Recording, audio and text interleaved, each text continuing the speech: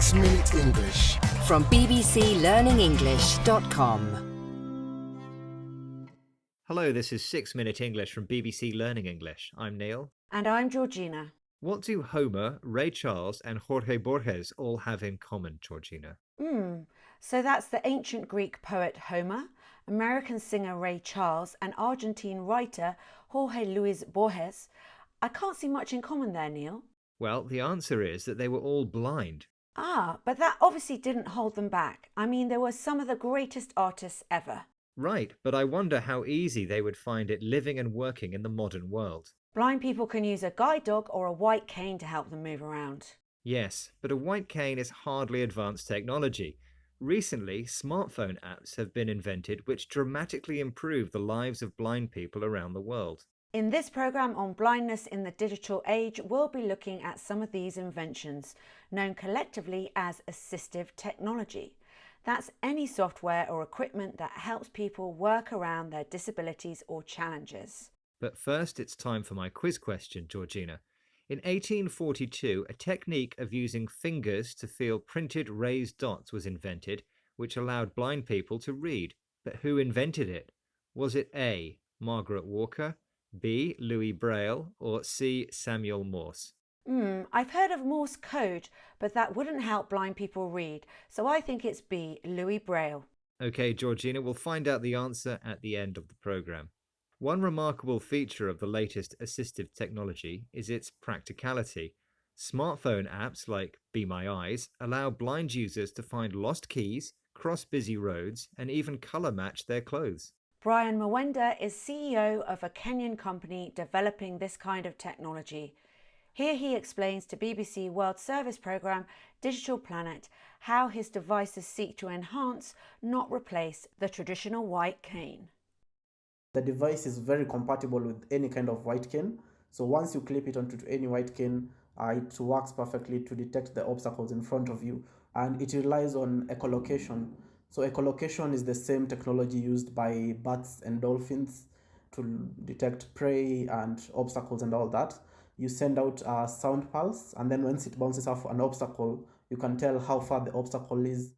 When attached to a white cane, the digital device, called Sixth Sense, can detect obstacles, objects which block your way, making it difficult for you to move forward. Sixth Sense works using echolocation, a kind of ultrasound like that used by bats, who send out sound waves which bounce off surrounding objects.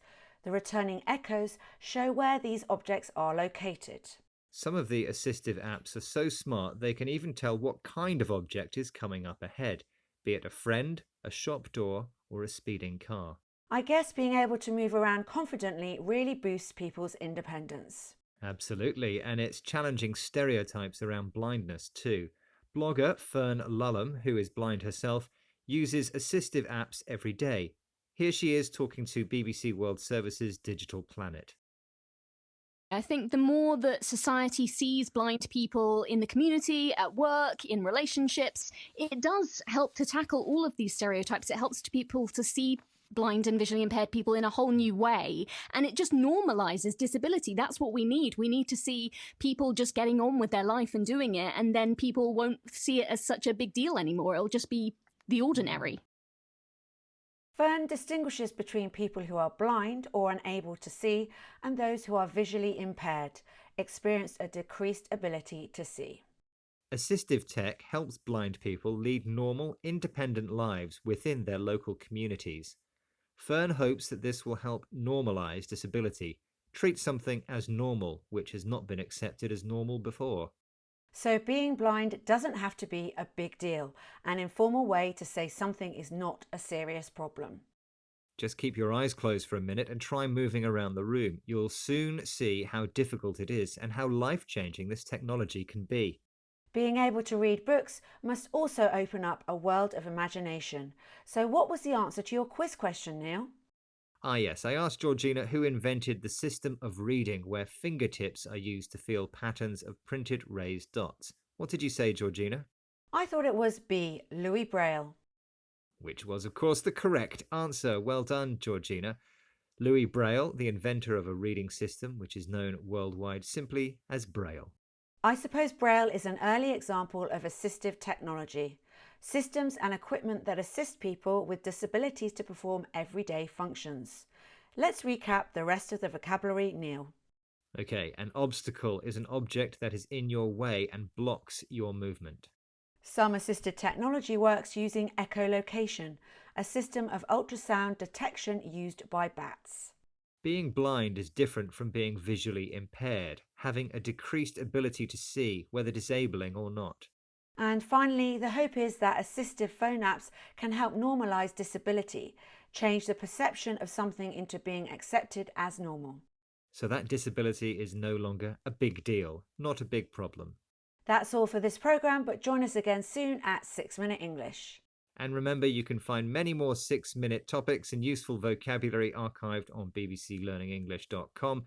Don't forget, we also have an app you can download for free from the app stores. And of course, we are all over social media. So come on over and say hi. Goodbye for now. Bye. 6 Minute English from BBC Learning English.